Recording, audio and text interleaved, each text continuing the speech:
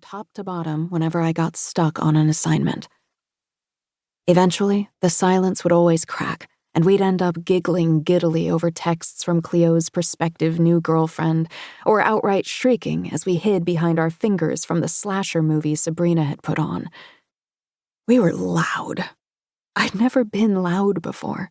I grew up in a quiet house, where shouting only ever happened when my sister came home with a questionable new piercing, or a new love interest, or both.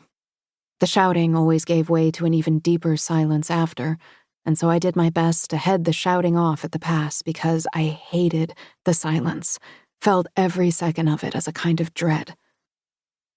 My best friends taught me a new kind of quiet, the peaceful stillness of knowing one another so well you don't need to fill the space.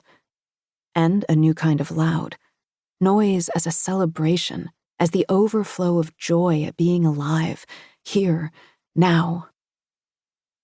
I couldn't have imagined being any happier, loving anywhere else as much. Not until Sabrina brought us here, to her family's summer home on the coast of Maine. Not until I met Wyn. 2. Real life. Monday. Think of your happy place, the cool voice in my ear instructs. Picture it. Glimmering blue washes across the backs of my eyes. How does it smell? Wet rock, brine, butter sizzling in a deep fryer, and a spritz of lemon on the tip of my tongue. What do you hear? Laughter, the slap of water against the bluffs, the hiss of the tide drawing back over sand and stone. What can you feel? Sunlight everywhere, not just on my bare shoulders or the crown of my head, but inside me too, the irresistible warmth that comes only from being in the exact right place with the exact right people. Mid-descent, the plane gives another sideways jolt. I stifle a yelp, my fingernails sinking into the armrests. I'm not a nervous flyer per se, but every time I come to this particular airport, I do so on a tiny plane that looks like it was made out of scrap metal and duct tape. My guided meditation app has reached an inconvenient stretch of silence, so I repeat the prompt myself. Think of your happy place, Harriet. I slide my window shade up. The vast, brilliant expanse of the sky makes my heart flutter, no imagination required.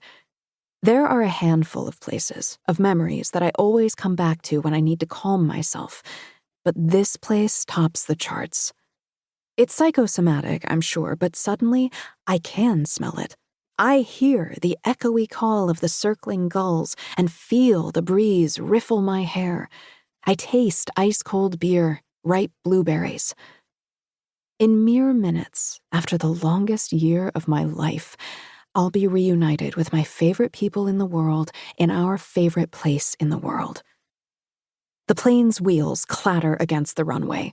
Some passengers in the back burst into applause, and I yank out my earbuds, anxiety lifting off me like dandelion seeds. Beside me, the grizzled seatmate who'd snored through our death-defying flight blinks awake.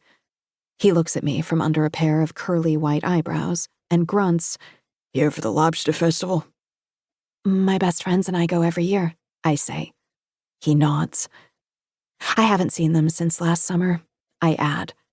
He harumphs.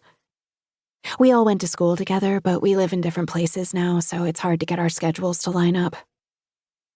The unimpressed look in his eye amounts to, I asked one yes or no question. Ordinarily, I would consider myself to be a superb seatmate. I'm more likely to get a bladder infection than to ask a person to get up so I can use the lavatory. Ordinarily, I don't even wake someone up if they're asleep on my shoulder, drooling down my chest. I've held strangers' babies and farty therapy dogs for them. I've pulled out my earbuds to oblige middle-aged men who will perish if they can't share their life stories.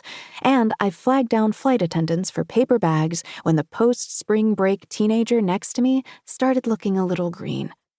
So, I'm fully aware this man in no way wants to hear about my magical upcoming week with my friends, but I'm so excited.